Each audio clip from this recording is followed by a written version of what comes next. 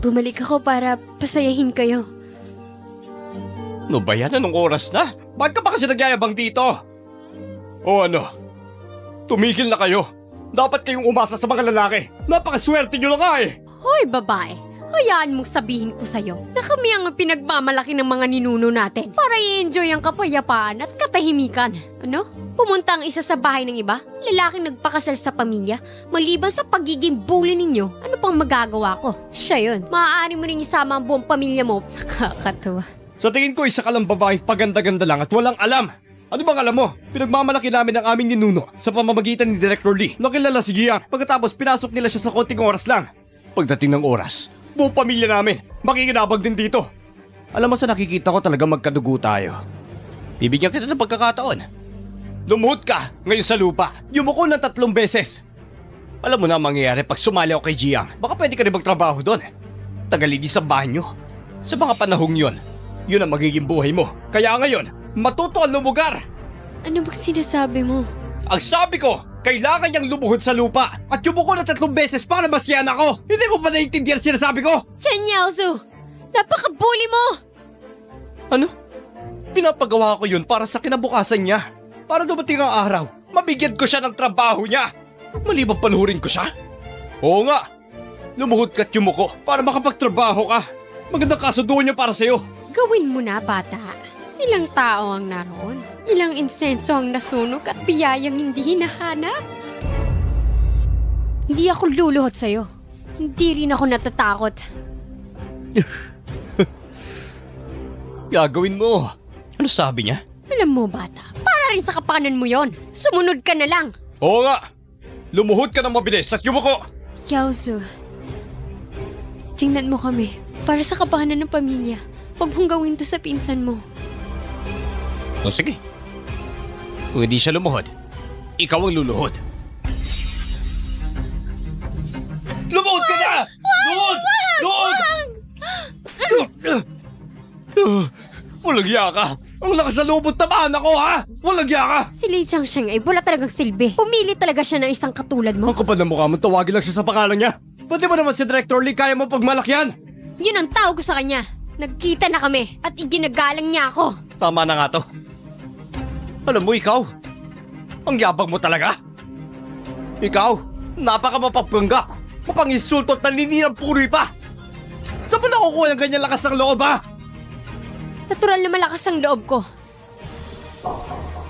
Ikaw, hindi mo nga ako kilala. Makinig ka. Ang pangalan ko ay Jiang Nian. Si Jiang ito ay mula sa pamilya ni Jiang. 20 taon nang nakalipas. Sinundo ako sa Shuyun Village. Siya ang nagtatag ng Jiangs. Si Jiang Shengxiao. At ang pangalang ito ay pinangalan niya.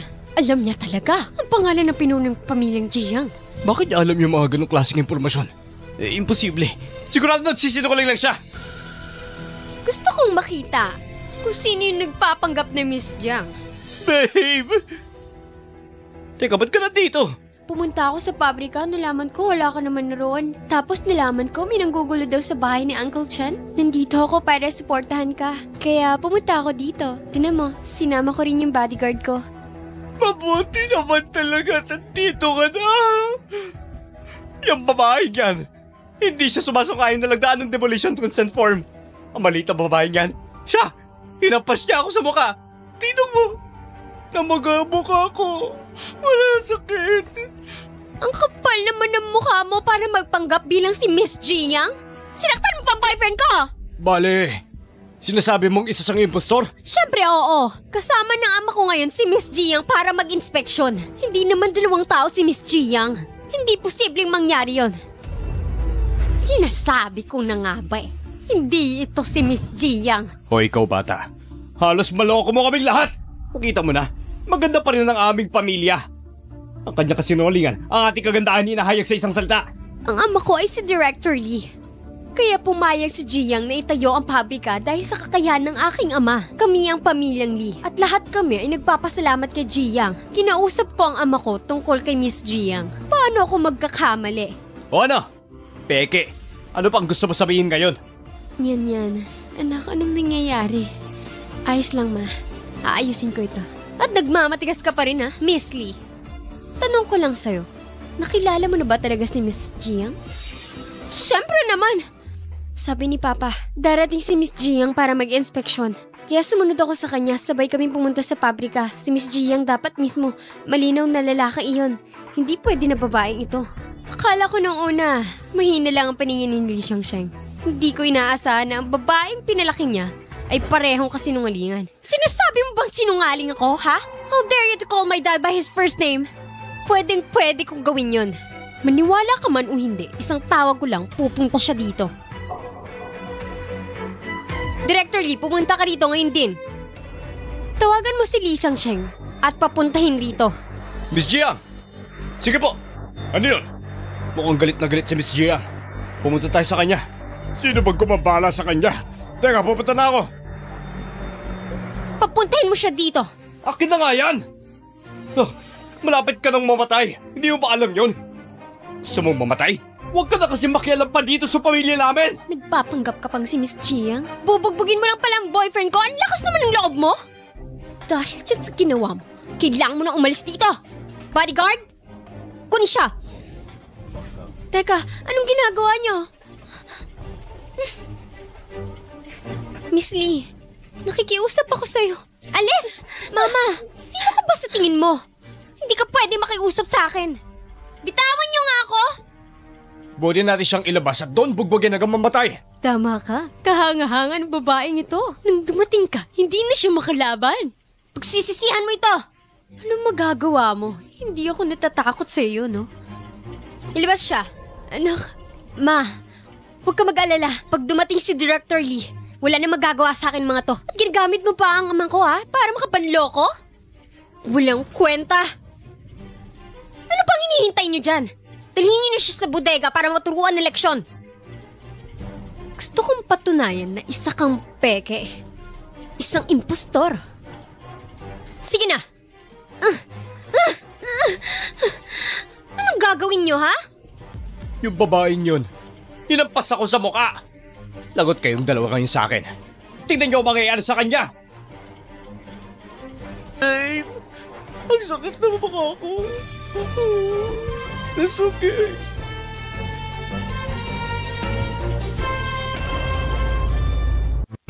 Anak, tingnan natin kung paano siya turuan ng leksyon. Teka, sandali! Makiusap ko. Huwag niyo sasaktan si Yan.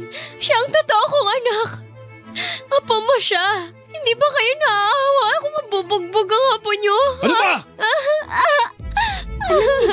Dapat lang mamatay ang babaeng iyon. Salot siya sa pamilyang to, kaya dapat siya mamatay. Paano na to? Ano bang gagawin ko? Ngayon lang kami nagkita ng kapatid mo. Baka kung ano mangyari sa kanya. Anong nangyari? Director Lee, kinuha nila ang anak ko. Dinala nila sa bodega. Tulungan niyo po kami. Ayaw pa mamatay yung anak ko. Pakiusap. Huwag kang magmakaawa. Anak niya si Li Mei ang may pakana ng lahat. Yung anak mong babae, nakatali ba yung buhok? Babae nakasuot ng sportswear? Oo. Naku po, panigurado malalagot ako nito, mapatay ako. Anong gagawin ko? Saudi, anong gagawin natin? Kailangan natin iligtasin yan. Ayoko siya mahirapan. Ma, huwag kang mag-alala.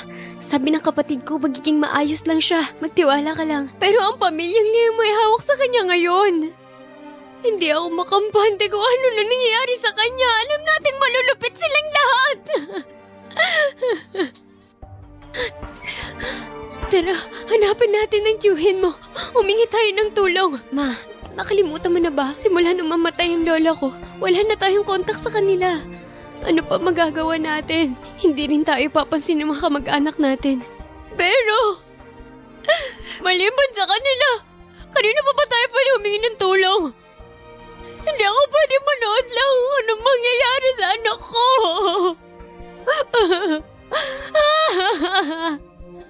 Ma, huwag kang mag-alala.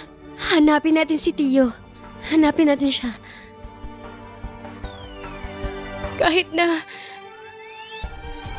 May isa pang 10,000 pagkakataon.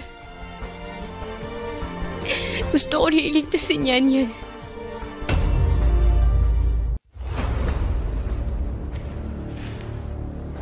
Hoy, Peke. Sa tingin mo ba may magliligtas sa'yo? Ang payo ko sa'yo, magsabi ka ng totoo! Gusto kong makita kung ano maaari mong gawin sa akin. Mamamatay ka na lang, nagsisinungaling ka pa? Hindi ka man lang natatakot? Sa buong Shuyan Village, ang sino mang manggulo sa pamilyang Lee ay siguradong mamamatay. Sa tingin ko sa ating dalawa, ikaw ang mamamatay. Hindi ako luluhod at hihingi ng tawad sa'yo. Hanggang ngayon, nagpapanggap ka pa rin bilang presidente? Ang kapal naman ng mukha mo. Dapat na yung patayin. Patigas pa ang ulo eh. Sa sandaling hawakan mo ang girlfriend ko, siguradong kukuyugin ka ng mga tao sa labas. Kaya huwag ka na magyabang dyan. Maniwala ka man o hindi. Palagi mo natatakot ako! Ha! Sabihin mo, alin sa daliri mo puputulin ko?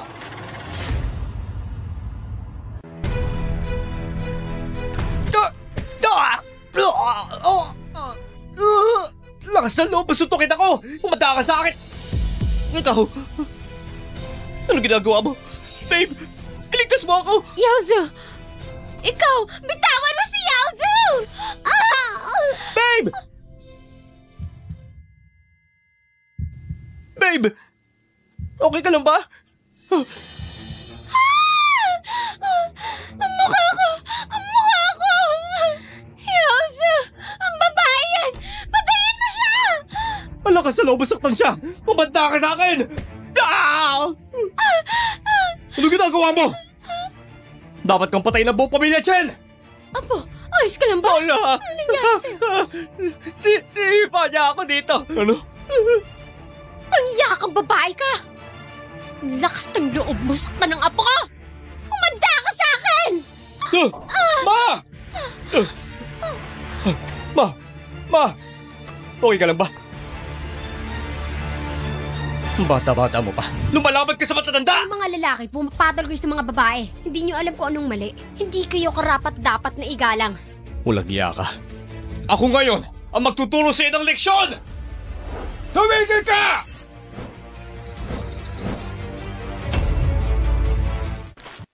Tumigil ka!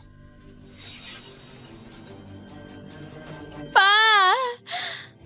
Director Lee! Director Lee. Tiyo, sawang sa dito ka na. Hoy babae, lagot ka na ngayon. Pa, kung hindi ka nabalik, baka na paano na kami sa babaeng ito? Dapat turuan mo siya ng leksyon. Mabuti na lang. Nandito na kayo, Director Lee. Talagang para sa atin to. Dapat lang, ilantad ang peking to! Sinaktan niya ako, Director Lee. Dapat natin pahirapan ng babaeng ito. Bakit? Ano ba nangyari dito? Tiyo, kasi sinipa niya ako dito. Sinugatan niya rin ang mukha ng anak niyo. At saka, napakayabang niya. Sinasabi niya, siya daw ang presidente ng Jiang Group. Tama pa. Paano siya magiging CEO? Pa, dapat mo siyang turuan ng leksyon. Tiyo, bakit ka nakatayo lang dyan? Akala mo ba? Biro lang yung sinipa niya. Malinaw naman na sinaktan niya ako, pati ang mukha niya. Hindi siya ang kumuha sa'yo bilang direktor sa pabrika. Hoy babae, narito na ang tito ko sa oras na ito. Ikaw, kailangan mo magsisi. Tito. Bagay sa'yo yan! Dapat kayong lahat na parusahan. Tito, bakit mo sinaktan? Dapat mo saktan yung babaeng yun. Sinong babae? Pa, bakit mo siya sinaktan? Dapat itong babaeng ito. Sinampal mo. Manahimik ka. Pinalaki kita ng maayos. Pero bakit ngayon napakataas na tingin mo sa sarili mo? Alam mo ba kung sinong ginakasar mo ngayon? Nang api ka sa isang maling tao. Sino bang dapat saktan? Sino ba tong babaeng to?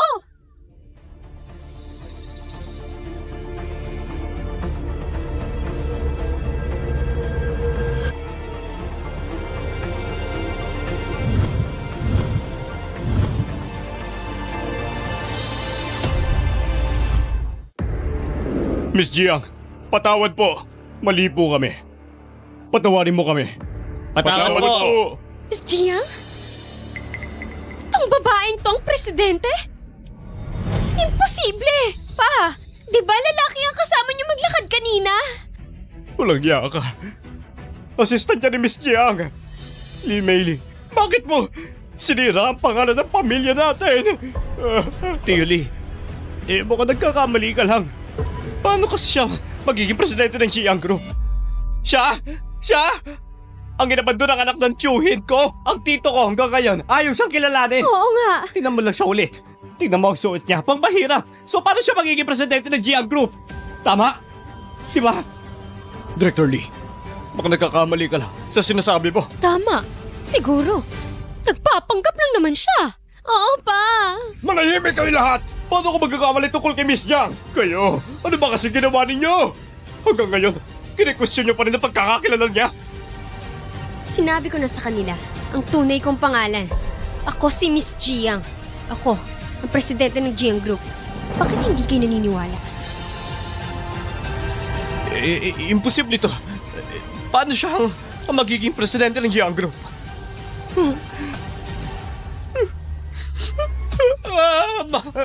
Ginawa ko lang siya ng ganito. Tio, anak mo siya. Pilitin mo siya. Kumbisihin mo siya. Tapos na ako.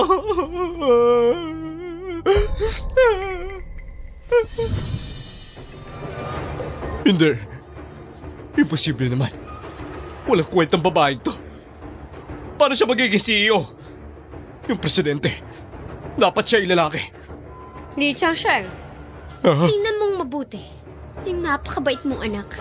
At magiging manugang. Sa pilitang demolusyon, pang-aapi sa mga tao ay gawain ng pamilyang Lee sa Shiyon Village. Miss Jiang, kadalasan ako ang namamahala. Patawad po. Hindi maganda ang paraan ng pagdidisiplina mo sa mga tauhan mo. Bakit ako agad? Dapat si Chen Yaozu. Siya muna. Tukol naman kay Lee Meili. Paano mo siya paparusahan? Wala akong kinalaman dyan. Pa! Anak mo ako! Huwag mo ito payagan! Oo nga, anak kita. Pero halos patayin mo ang pamilya natin! Kung ganon, sabi ni Director Lee, dapat kayong parusahan at dalihin sa pulis. Dapat kayong idemanda. Ay, hindi! Pinsan mo ako, di ba?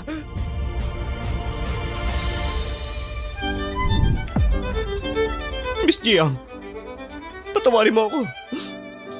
Nagkamali ako. Pakiusap, saktan mo ako. Saktan mo ako. Miss Jiang, saktan mo ako. Saktan mo ako. Saktan mo ako. Ayoko pumunta sa polis. Huwag mo akong pakulong. Ayoko matanggal sa trabaho. May mga utang pa akong dapat na bayaran. Kung ikukulong mo ako, mamamatay talaga ako. Matatapos talaga ako. Miss Jiang, Patawad. hindi kita nakilala. Mali ako. Patawarin mo ako. Parusahan mo ako. Tratuhin mo ako na parang tae. Patawarin mo lang kami. Miss Jiang, pakiusap. Patawad. Kung tutuusin, pamilya mo rin kami. Hindi dapat maging ganito ang mga bagay. At saka, tatay mo rin ako. At nandiyan ka na. Kailangan din na bumalik ka sa mga ninuno mo. Tama. Pamilya tayong lahat. Saka patawarin mo na kami dito. Gagawa agad ako ng aksyon. Sumulat ka tungkol sa genealogy ng pamilya natin. Baka hindi mo pa alam. Sa genealogy ng pamilyang Chen, hindi ako nagsulat tungkol sa mga babae. Ikaw ay nasa kasaysayan at kauna-unahan. At bakit ko naman gagawin yon? Gusto mong sakalin hanggang sa mamatay ang nanay ko para pumirma lang? Anong sinasabi mong pamilya? Ngayon nalaman nyo na ako ang presidente. Biglang naging kayo ang ninuno ko? Ang kapal naman ang mukha nyo. Ikaw! At kayong dalawa, uli kayong magpapakita. Ang kwenta. O siya! Ilabas na ang dalawang yan! Ngayon din! Hindi! Hindi! Ayoko! Hindi! Pakiusap! Hindi! Siya! Ayoko! Siya! Pakiusap! Bitawan niyo ako! Bitawan niyo ako! Ayoko mapulis! Ayoko mapulis! Director Lee, alam mo na mangyayari. Miss Jiang, ilan lang naman silang masasama. Hindi ako damay doon. Ituloy pa rin natin ang pabrika. Tutal, malapit na rin naman itong matapos eh. Pero, bibigyan pa kita ng isang pagkakataon. Bumalik ka at ayusin mo ang maling sistema mo. Opo, gagawin ko po yan. Mga ilang araw, magdadala ako ng mga tauhan. Pagdasiyan ako sa mga pagbabago. matutuloy ang pabrika. Kung hindi, guguho ang mga pangarap niyo. Miss Jiang, gagawin ko talaga ang lahat ng yan. At kayo naman. At ikaw naman.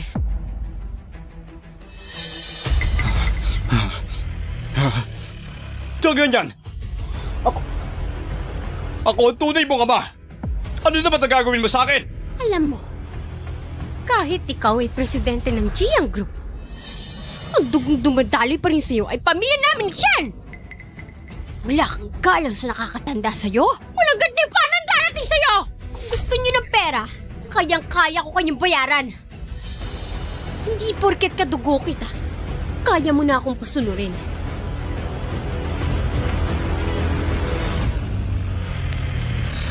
Yan. Makinig ka sa akin. Magkapamilya tayo. Ako ang tatay mo. Ang dugo namin. Dumadali pa rin naman sa'yo. Kalimutan mo na lang ang nangyari. Ang iyong ina at ang kapatid na babae. Hinihintay ka nila sa bahay. Huwag mo nga akong hawakan. Maraming taon mo silang tinrato ng ganon. Makakasiguro ka. Tatratuhin ko sila ng mabuti. Bibigyan ko sila ng magandang buhay. At sa lahat ng yun, hindi kayo kasama. Kukunin ko na lang kayong dalawa kapag patay na. Mga gwardya! Kalad ka rin silang dalawa palabas ng Xian Village. Para naman, hindi masaktan si Miss Jiang. Ma! Okay ka lang ba? Ma!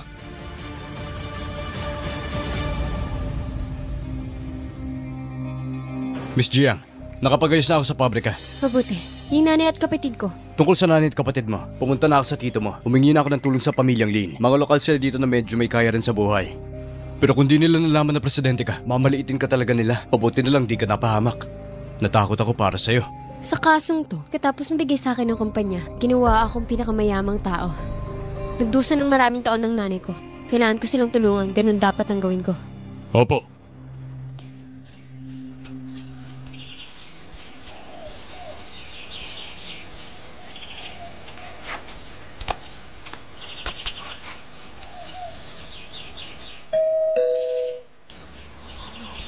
Ma, sigurado ka bang tutulungan niya tayo? Wala nang ibang paraan. Ang mas mahalaga, may ligtas ang kapatid mo.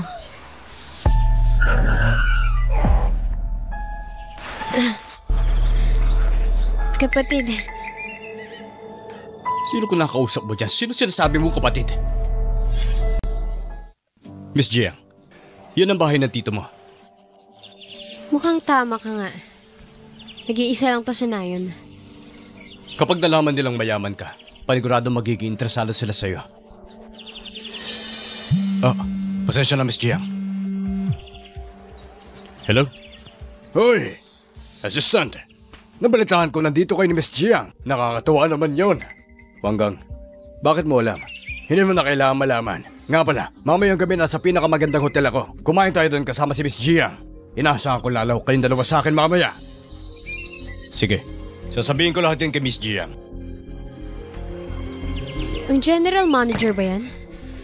Tama. Gusto niya makipagkita mamayang gabi. Hindi niya kailangang magmadali. Ayos lang yan. Isasama ko mamaya ang aking ina at kapatid. Doon ko i-aanunsyo na nakita ko na sila. Pumunta ka na muna doon. Susunduin ko lang sila. Opo. Kapatid mo ako. Pwede ba tumahimik ka? Wala akong kapatid na tulad mo. Tito. Binabalaan kita. Huwag mo ko tawagin na tiyo. Sinasabi ko sa inyo, ikaw na babae ka, mukha kang patapon. At kahit bugbugin ka pa ng biyanan mo hanggang mamatay, wala akong kinalaman doon. Naintindihan mo ba? Paano mo nasasabi lahat ng yan sa akin? Paano? May nasabi ba ako mali? Tito, hindi mo naiintindihan. Nandito kami para... Binabalaan kita. Kapag sumigaw ka ulit, babalin ko ang mga paa mo at hayaan ko kayong malumpo. Binabalaan kita. Kapag sumigaw ka ulit, babalin ko ang mga paa mo at hayaan ko kayong malumpo. Hindi mo ba kami nakikilala? Bakit gusto mo kami saktan? Ano problema niyo na naman? Simula nung umalis si Mama, nagsumikap ako. Ako ang namahala sa Lin family. Hindi madali yun. Nagsimula ang kumpanyang ito. bumuti na ang buhay. Anong resulta? Kayong dalawa at amoy karne, parang sarat. Malas talaga. Linbo, nang simulan mo ang kumpanya, tinulungan naman kita sa kumpanya. Bakit mo ako tinatrato ng ganito? Naintindihan ko na. Humihingi ka ng pera, hindi ba? Hindi ako nandito para sa pera. Gusto ko lang... Huwag ka na magpanggap pa. Gusto mo lang ng pera, sabihin mo lang. Pero sinasabi ko sa'yo, hindi kita bibigyan kahit isang sentimo. Naintindihan mo ba? Mga gwardiya! Palisin sila! Hindi. Wag. Parang awa mo na. Wag. Bitawan mo kami. Pag hindi sila sumunod, hampasingin sila! Subukan niyo gawin yan. Ma, okay ka lang ba? Mabuti, ayos ka lang. Ayos lang ako, ma. Masyadong malupit ng pamilyang Chen. Sinabi kong asikasuhin ni Director Ling lahat. Ma? Linmay, natagpuan mo na pala ang anak mo ang nawawala. Eto't nandito na siya. Tumigil ka na. Huwag mo siyang sasaktan. Ikaw pala ang tito ko. Binabalaan kita. Hanggat nandito ka, huwag mo akong ituring na kamag-anak. Hindi ako tumatanggap ng mga basura bilang mga pamilya. Naiintindihan mo ba ako? Anong sinasabi mo? Anong sinasabi mo? Ay, tignan mo ang nanay mo. Mukhang kawawa, di ba? Hindi maganda ang reputasyon niya sa pamilya namin. Naglilingkod lang siya sa biyanan niya. Ngayon kahit mga binti, nagambala silang lahat. Kaya ikinakahiya ko silang talaga. Tumihimik ka! Ang nanay ko'y nagdusa sa asawa niya ng maraming taon. Kapatid ka niya pero hindi ka naawa sa kanya? Anong klase kang kapatid? Sabi ko, anong mali? Pwede mo bang akong tanagin? Napakasama mong kapatid sa nanay ko. Sino ka para sabihan ako ng ganyan? Dapat lang sa iyan, di ba? Lakas ng loob mo! Eh ano ngayon? Ha? Tignan mo rin. Katulad ng iyong competent na ina. Ang amoy ng kahirapan. Yun lang. Tapos gusto siya pa rin bumalik. Mangarap siya. Pamilya niyo'y walang kwenta! Wala ka man lang malasakit? Ano nangyayari dito?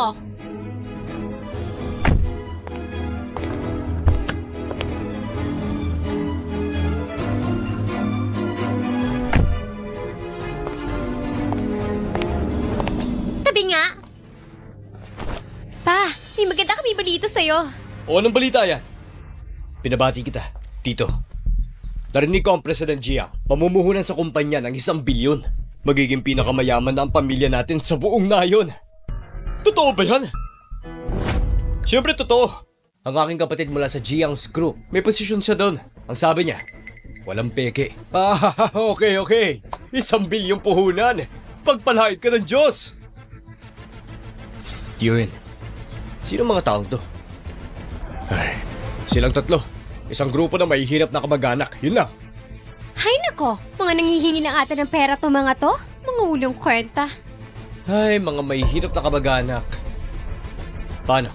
Narinig ko na malapit lang pamilyang Lin, lumulutong sa langit. Pumunta ako dito dahil sa amoy. Ang babaho ninyong 3. Ha? Hindi totoo yan. Ikaw bang nakababatang kapatid ni Wanggang? Oo. Ako nga nakakabatang kapatid niya. Hindi mo kaya mag-exist. Meron bang taong hindi ko kayang pabagsakin? Anong gagawin mo? Nagmamarunong ka? Ignoranteng walang alam. Ang pamilya ni Asyang ay kapatid ni manager. Malapit nang ma-promote sa sahay ng Jiang Group. Project manager. Siya? Project manager? Hindi mababa ang pamantayan ng Jiang Group Ranch. At kahit ang kapatid mong si Wanggang ay hindi pasok dito. Walang kwentang babae. Anong ibig mong sabihin? Ha? Anong ibig mong sabihin? Ha? Teka, Asyang. Huwag mo padapuin yung kamay mo sa maruruming taong to. Tama siya. Ang sama ng ugali ng pamilyang to. Kung tamaan mo sila, marurumihan ka lang sa kanila. Mabablackmail ka pa sa pera. Tama ka. Muntik na magkagulo. Kawawa naman kayo. Hindi talaga kami humihingi ng pera. Paano? Hindi humingi ng pera? Siguro gusto niya nang kumain dito ng libre. Okay, mangarap. Ang kakapal man ng mukha niyong pumunta rito para makikain. Hindi na tama yan. Ang yayabang niyo naman. Nandito kami para humingi ng tulong kasi binubugbog ang nanay ko. Tsaka, hindi totoo humihingi kami ng pera. O kung ano man. Tapos magsasabi kayo ng ganito. Kalokohan. Hindi ba dapat ito ang kanyang gawin? Regalo ng babae. Hindi ba't yun ang gamit nito? Dapat lang na mangyari sa inyo yan. Kayo mga hampas lupa, mga walang pinag-aralan. Para makatulong sa pamilya, yung mga lalaki dapat ang namumuno sa atin. Tignan nyo na nga yung mga pangarap nyo. Hindi namin kayo kasing yaman. Mga mahihirap lang kayo. Hindi katulad nitong si Tiyo ko. Hindi kasi kayo kasing yaman ng pamilya namin. Talaga ba? Ang ibig niyong sabihin ng 1 bilyong puhunan ay kayo lang ang makikinabang? Yun ba ang sinasabi niyo? Ako pa ba? Ikaw na ang bahala, 3 mahirap na kamag-anak. Ha? Kung ganon, binabawi ko na ang kautasan kong yun. Hindi ko na ito bibigay sa pamilya ninyo. Teka, sino ka ba ha? Sino ka sa tingin mo para magsalita ng ganyan? Ikaw, ginagawa namin ng walang ibang kahulugan dahil hindi ka welcome. Tara na. Sandali lang. Lin May, sinasabi ko sa'yo. Lahat! Linawin mo! Since may asawa ka na. Tapos yung pamilya namin ni Lin, mayaman man o mahirap. Kasama mo, hindi na mahalaga. Gusto mong makipaghiwalay ako sa kanya? Mangyari magkaroon ng kaunting kawalayan sa sarili. Sa hinaharap ang aming Lin, ang numero 1 pinakamayamang tao. Kayo, mga hampas lupang tao na hindi dapat makasama sa lamesa. Lin. Creek. Sabi ng kapatid ko ngayong gabi, upang tanggapin ang Pangulong Jiang, ang espesyal na pagtanggap na hinana. Noon kami, kasamang dumalo, maligayang pagdating Pangulong Jiang. Nangangailangan niya ng magandang paghahanda. Yan ang presidente ng Jiang Corporation. Tama ka. Mas espesyal yun para kay Miss Jiang. Kayong 3, umalis na kayo. Kung hindi. Ha?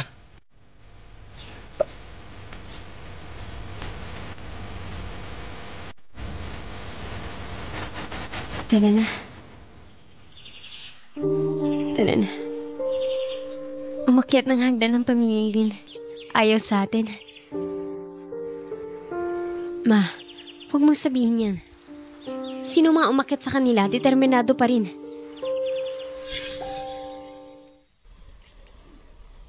Ma, ate, sala-sala tayo mamayang gabi. Sumama kayo sa akin.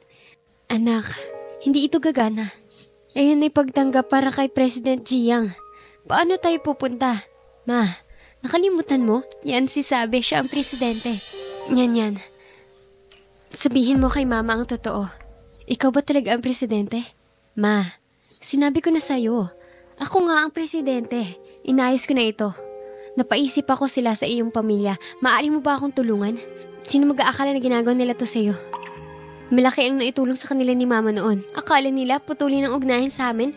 Kawawa naman. Ang taas ng kinatatayuan mo, mas lalo ka mahulog sa mas masakit. Salo-salo tayo mamayang gabi. Nagsisisi ako sa ginawa ko ngayon.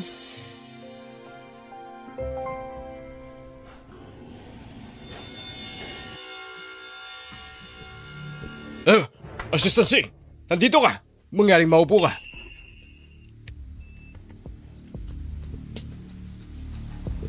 Kumusta ang paghahanda sa pagtanggap? Assistant siya makakatiyak. Ang buong setting ng banquet, kami ng kapatid ko. Ayusin ang personal. Hindi magkakaroon ng ganap na pagkakamali. Mabuti. Assistant siya. Ito nakakabata akong kapatid. Sila naman mga magulang ko. Tatay, nanay, Kaisha. Ito ay unang assistant ng Jiang Group. Ang panig ng Xingzong, ang pinakasikat na katulong. Assistant talagang talented siyang tao. Bata at may pag-asa. Oo. Assistant siya. Hello.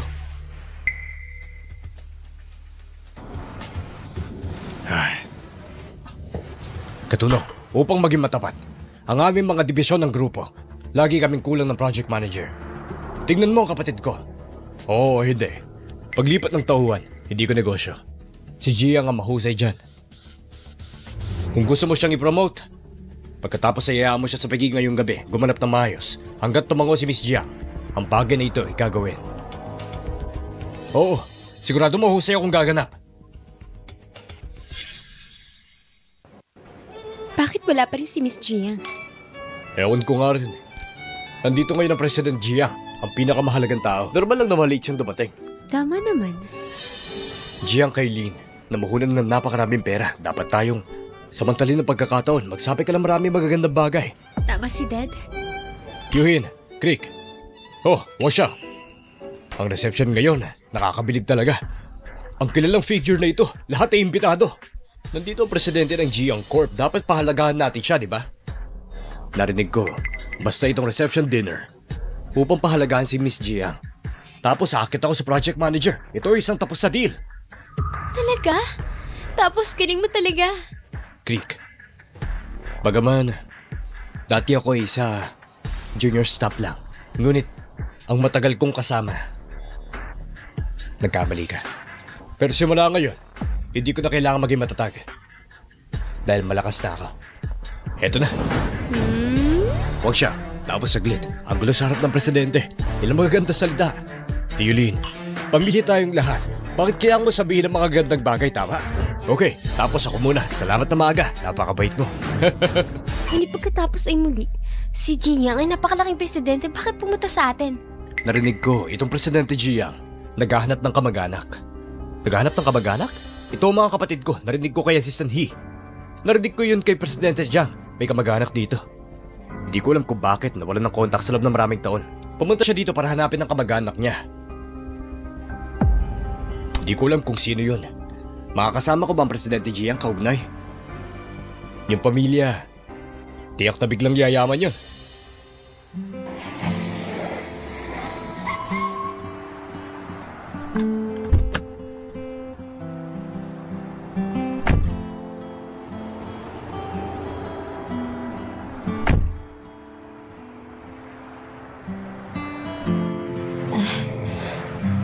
Yan. Babalik ako. May mga lumang damit. Tingnan mo ako ngayon, matanda at pangit. Pilay din ang paa ko. Paano ako magsusuot? Nama, ginawa ang damit na ito para sa iyo. At ang ganda ng suot mo. Oo, nanay. Ito rin ang intensyon ng kapatid ko. Isuot mo na lang. Na, ate, tara na.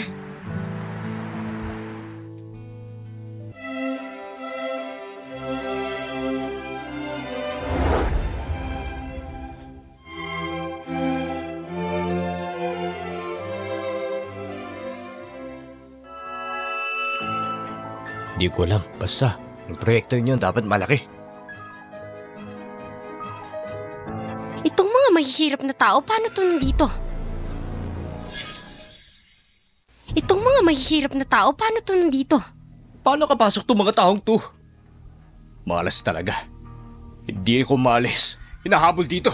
Asyang, ilabas mo na sila ngayon. Pag nakita sila ni Miss Jiang, sigurado magagalit siya. Lakas ang loob nilang manggulo sa isang reception na ganito. Pangarap! Ma, ate, paano naman? Nasiyahan ka ba dito? Oo, anak. Medyo kinakabahan lang ako. Napakagandang piging. Dito ako namamalagi, medyo hindi sanay. Ma, napakaranyang venue. Sigurado mahal dito. Di naman mahalaga yon.